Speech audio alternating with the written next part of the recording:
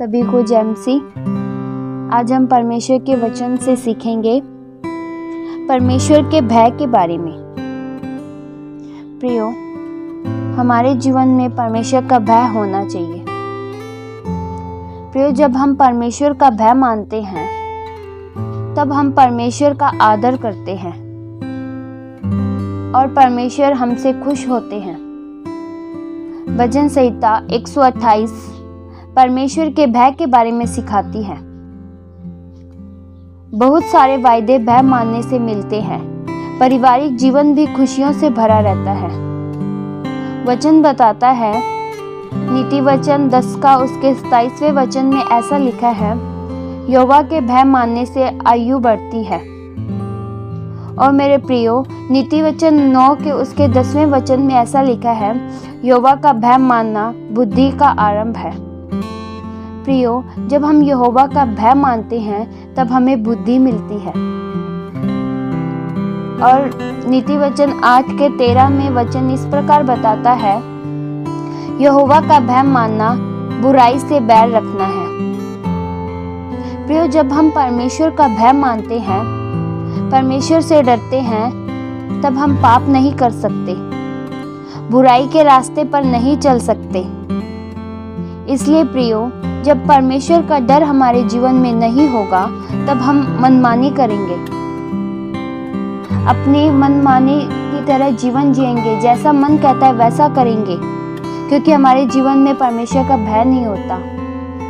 परमेश्वर का वचन बताता है, मत्ती की किताब 10 का उसके 28 वचन में ऐसा लिखा है, जो शरीर को घात करते हैं पर आत्मा को घात नहीं कर सकते, उससे मत डरना, पर उसी से डरो जो आत्मा और शरीर दोनों को नरक में नष्ट कर सकता है।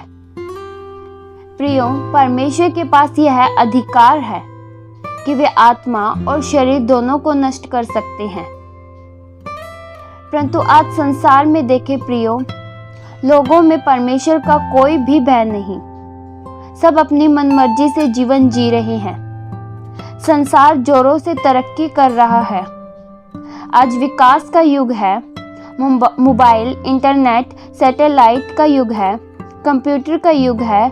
हम ऐसी चीज देख रहे हैं जो हमारी चित्त पर कभी नहीं चढ़ी।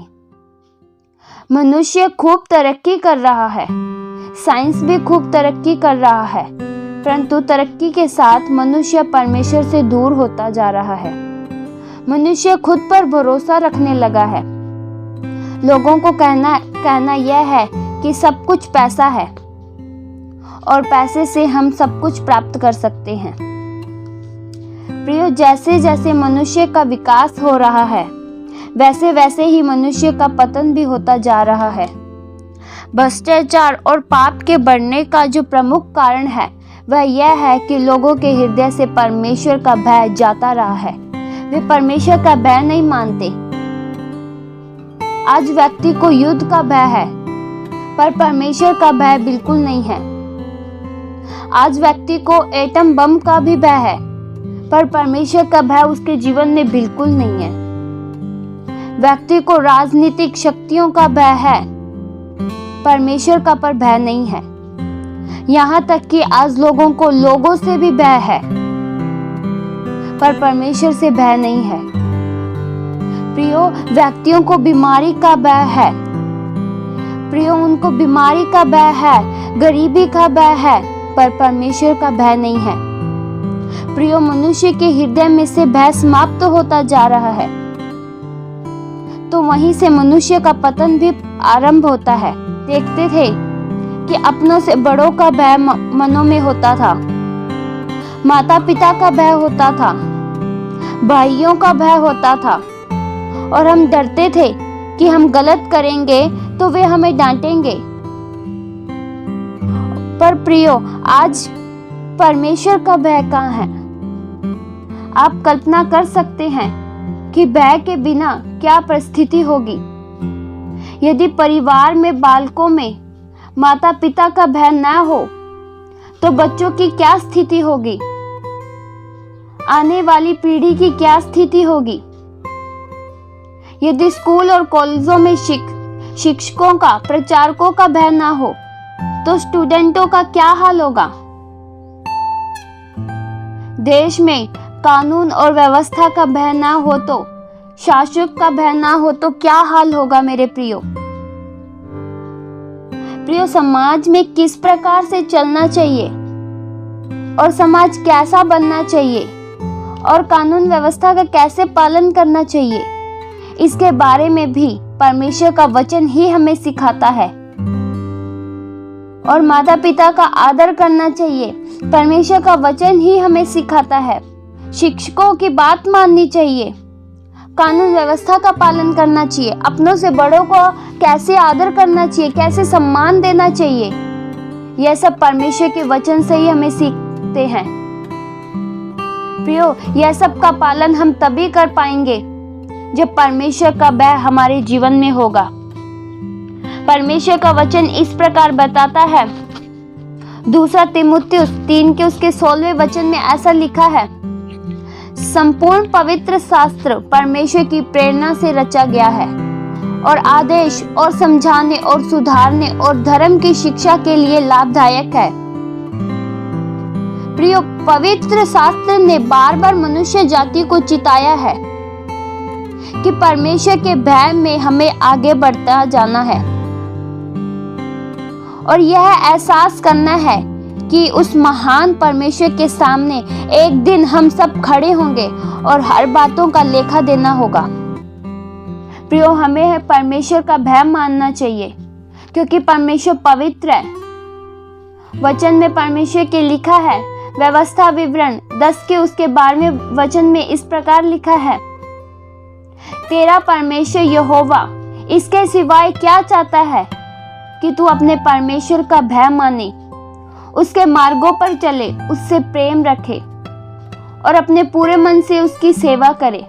जब हम परमेश्वर का भय मानते हैं तो इसका परिणाम यह होता है कि वह हमें आशीषित करता है। परमेश्वर का वचन इस प्रकार बताता है, भजन संहिता 34 का उसके 9 वचन में इस प्रकार लिखा है, हे यहोवा के पवित्र लोगों, उसका भय मानो क्योंकि उसके डरवैयों को किसी बात की घटी नहीं होती। प्रियो, जब हम परमेश्वर का भय मानते हैं तब हमारा जीवन आशीषित होता है। परमेश्वर का वचन ऐसा बताता है, भजन संहिता 34 के उसके 7 वचन में इस प्रकार लिखा है, यहोवा के डरवैयों के चारों ओर उसका दूत छावनी किए हुए उनको बचाता है। प्रियो, जब हम परमेश्वर का भय मानते हैं तब हमारी बचाव होती है, हम सुरक्षित रहते हैं क्योंकि प्रभु के दूत हमें हर मुसीबत से बचाते हैं। और परमेश्वर के वचन में इस प्रकार लिखा है, नीति वचन 1 का उसके 7 में, यहोवा का भय मानना बुद्धि का मूल है। प्रियो, हमें परमेश्वर का भय मानना चाहिए क्योंकि परमेश्वर के भय मानने से ही हमें बुद्धि प्राप्त होती है। प्रियो, जब हम परमेश्वर से डरते हैं तब हमें और किसी चीज का डर नहीं लगता क्योंकि हम यह मान लेते हैं कि परमेश्वर से बड़ा और कोई नहीं। भजन संहिता 27 के उसके 1 वचन में लिखा है, यहोवा परमेश्वर मेरी ज्योति और मेरा उद्धार है, मैं किससे डरूं? यहोवा मेरे जीवन का दृढ़ गढ़ ठहरा है, मैं किससे भय खाऊं? प्रियो, परमेश्वर नहीं चाहता कि हम मनुष्यों से डरे। वचन में लिखा है, नीति वचन 29 का उसके 25 वचन में, मनुष्य का भय खाना फंदा हो जाता है, परंतु जो यहोवा पर भरोसा रखता है वह ऊंचे स्थान पर चढ़ाया जाता है।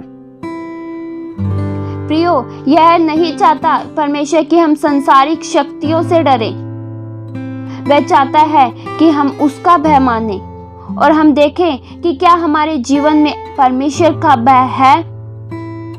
जब परमेश्वर का भय हमारे जीवन में होगा तो वह हमारे जीवन को संचालित करेगा, वह हमको सही दिशा में बढ़ाएगा, वह हमको सही मार्ग पर ले चलेगा और जो हमारे लिए लाभ की वस्तु होगी उन्हें वह हमारे लिए उपलब्ध करेगा और हमें आशीष देगा। प्रियो, इसलिए हमारे जीवन में, हर एक व्यक्ति के जीवन में परमेश्वर का भय होना बहुत जरूरी है। प्रियो, हमें इसलिए परमेश्वर का भय मानना चाहिए क्योंकि परमेश्वर पवित्र है, उसके जैसा और कोई नहीं है। इस वचन के द्वारा परमेश्वर आप सभी को आशीष दे। आइए हम प्रार्थना करें। हालेलुया। स्वर्गीय आसमानी पिता, आदर और महिमा के योग्य खुदा, हम आपका धन्यवाद करते हैं। आप ही हैं खुदा सबसे महान, आप ही सच्चे परमेश्वर हैं। हे प्रभु, हे मेरे खुदा, हम मनुष्यों से नहीं परंतु आप से डरे, क्योंकि आपके डरवैयों को किसी भी बात की घटी नहीं होती। आपके भय मानने से ही हमें बुद्धि मिलती है। बुद्धि परमेश्वर आपके वचन में लिखा है, बुद्धि यहोवा ही देता है। हम सभी को आप ही बचाते हैं। हम आपका धन्यवाद देते हैं। ये प्रार्थना प्रभु यीशु मसीह के नाम से मांगते हैं। सुनो और कबूल करो पिता। आमीन।